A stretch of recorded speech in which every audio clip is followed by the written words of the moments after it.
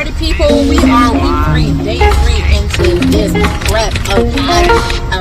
What's up, guys? Welcome to my channel. My name is Aisha, and we talk everything health from the top of the head to the soles of the feet. And y'all, today we are gonna get into how to manage 20 inches of fabulously wonderful locks. Okay, all right, let's get it started.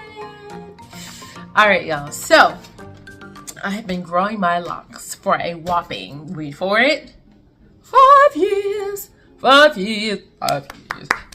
I remember when I started my lock journey and I said, man, you know, we have all these pictures, these hair goals, all these things that, you know, we want to see for our hair, that we want to get to, blah, blah, blah. And I remember showing my loctician these pictures of these women with these beautiful, beautiful, beautiful, beautiful locks. And y'all, let me tell you, I was like, I want these locks. I want these big, luscious, beautiful locks. And that's one of the things I was most excited about, was my hair thickening up, right? No shedding, none of that mess. My hair being big and just fabulous. And I was like, as a natural loose curl girly, I did have big hair. And I absolutely love the curls and the froze and all those things. And I didn't want to lose some of that with locks, you know what I mean? Like sometimes when you have locks, they get a little flat, or they can get flat, they really can. And that's one thing I didn't want to lose. So as I got into like year 2 and 3, my hair was, you know, probably a little lower than my shoulders, like right here, but it was bigger. It was fluffy and I loved it. And now moving forward, I'm 5 years in, I got 20 inches of locks, y'all. And I just wanted to just recap kind of how I got here, but also what's the ups and downs and rounds of having 20 inches of locks. So yeah, let's do this. All right, so 20 inches of locks. Now, I would take out my tape measure and actually show y'all. I've done that before in the video, so you can go find that if you really want to. But today I will not, just because I have it twisted and I have it banded at the ends. So in order for me to show you, I would have to take it out. And y'all, I just don't want to do that right now. I just don't want to do that, okay? But you trust, and I will do a link chat if you want me to, so you can see all 20 inches of this lovely hair. And like any hair, it's going to be 20 inches, probably at the longest. Well, actually, I don't know anymore. It may be 20, maybe 20 and a half. I don't know.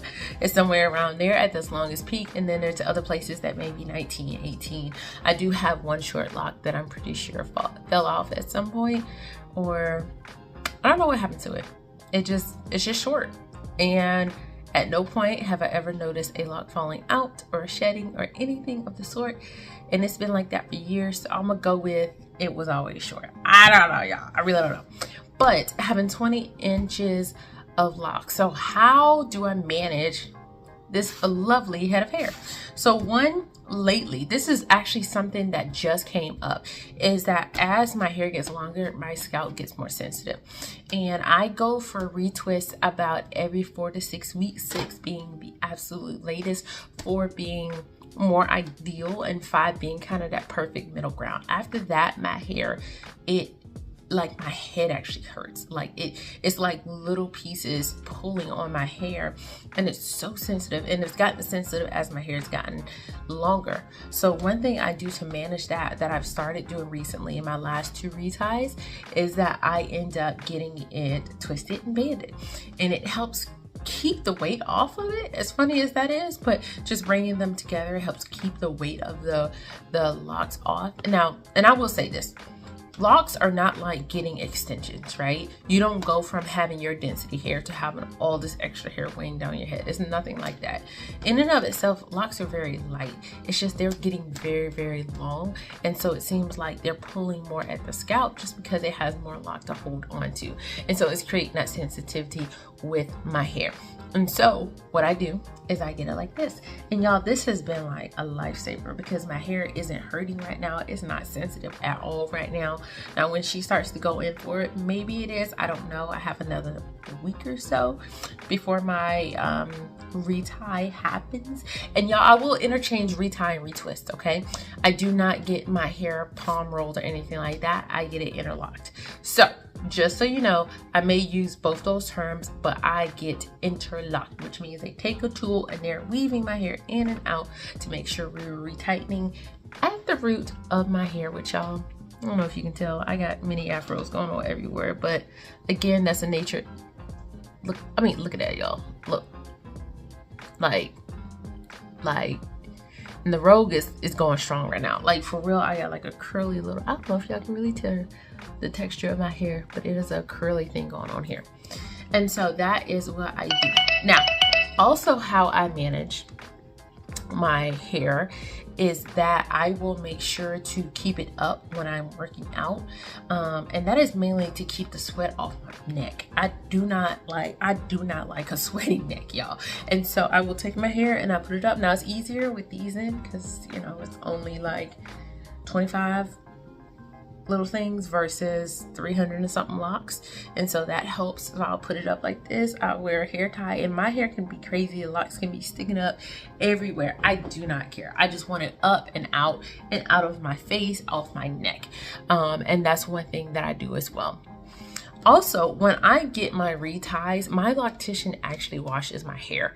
And for me, I don't need to wash my hair often. Usually if I wash it between those 4 to 6 weeks, it's because it is super dirty. I went to the beach, I got sand all in it. It's smelly, right? Because that can happen every once in a while. And especially if I'm taking like a new vitamin, y'all, that has happened, where it's just, the vitamin just reacts with my body and that's how it smells. And that can be a very normal thing. I actually asked a doctor friend of mine, I said, I smell like vinegar, like for no reason. I'm not using apple cider vinegar in my hair. I don't drink it. I don't consume it. Why do I smell as such? And they were like, oh, it's the vitamin you're taking. And I was like, yeah, no, I'm not going around walking around smelling like vinegar, especially now that I don't have any issues. So just that's my 2 cents on beware, and just be aware of that. Okay, beware and be aware of that. Also, how I manage these lovely locks, y'all, is that I make sure to keep my retighten schedule. I mean, like I said, the 6 week is like the latest I've ever gone was 8 weeks, and let me tell you, it was like 6 hours of just, I was just annoyed. I was annoyed because my hair is very curly, so it grows outside the lock pattern. It's not going to stay in. It wants to talk to its neighbor. It wants to hang out. It wants to, you know, have a barbecue, have a sleepover, and then stay over for a vacation. Y'all, my locks like to talk a lot, okay? And so when I go a long period of time without reties, my hair just starts to do this. And so she has to go in and break apart my hair very gently because, again, I have micro locks. I don't have giant locks, right? She has to go in very gently and pull about those hairs. And if I am that far beyond, that means my scalp is more sensitive. So I'm just in the chair once, and she is so gentle-handed. So it has nothing to do with her being rough or anything like that. It has everything to do with me waiting too long or circumstances. One time she got sick, I got sick. It was just a hot mess of sickness and we had to wait, and that's what it was. It got done, but it's not ideal. So keeping your schedule is going to be your best friend, y'all. It's going to be your best friend. Now, I understand life happens, but I say, like, for me, there were a few locks that were just not having it. And I have a retightening tool, and I've watched all the YouTube, right? So I know how to retighten my own hair if it comes to it. And I had to do a few of them every once in a while, okay? So that's one thing. Also, just managing where your hair goes. Like, part of having it banded too is that, y'all, my hair starts getting longer, like silly stuff. Like, I'm sitting right here at my desk, right? I have a bowl of soup. If I go like this and try to eat my soup, immediately, if I don't do this, my hair is in the soup, okay? So, and this brings me to a story, okay, y'all? One day, this is one random day, I'm just hanging, I'm eating, I'm doing all the things. I go down, I'm eating. Later on that day, I see something in my hair. I start freaking out because I have no idea. It's like foreign object in the hair. I'm like, well, what is happening? I go down and I reach and I'm like, what is this? And it's like brownish tannish color, and it's sticky, and I'm like, what is this? And then it took me a while to realize that, y'all, it was daggone peanut butter. I said, how did I get peanut butter in my hair? Now, it didn't come out the jar, right? My hair didn't fall in the jar. It was just whatever food I had with peanut butter, which is usually like some type of rice cake. I don't eat peanut butter and jelly sandwiches, so really and truly that's probably it. Or I had a spoonful of peanut butter and somehow my hair got into it and I didn't notice. Y'all, I don't know, but it was wild because then I had to go in there and I literally had to wash my hair. It was in one lock. I had to sit there and wash it because that peanut butter was in it to win it. Okay, it was not fresh peanut butter, which, y'all, it was not. It was a lock that was near the back of my hair, so obviously I had pulled my hair forward and it was a lock that was in the back, so I didn't see it until I pulled it forward again, and I had to scrub it out, and obviously it came out. It's only peanut butter, it's gonna come out. But that is one of those things that I have to remember to do, is to push my hair back. Constantly push it back, and remember to do that. So managing hair 20 inches with locks, y'all, it gets to be a little crazy. And I've said this, but more now than ever, I'm definitely considering cutting my hair. Okay, so cutting my locks maybe a little bit shorter, cutting them in layers, which I think would be so much fun. And doing different things to them now because they're getting longer, a little bit more tedious. So I understand why people with longer locks always have it styled or in something, because having it loose and out, y'all, sometimes it's just straight up inconvenient. So if you're to that point where you're getting like, what do I do with my hair? How do I do?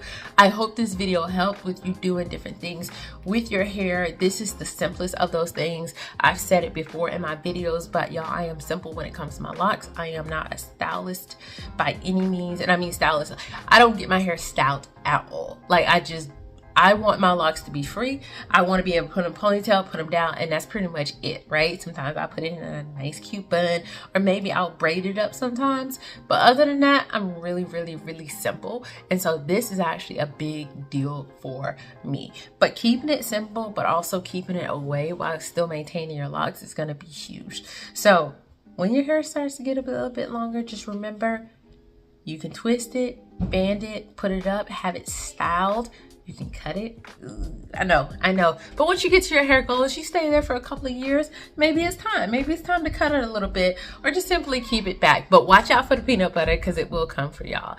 All right, y'all, don't forget to like and subscribe, and I'll see you guys next time. Bye-bye.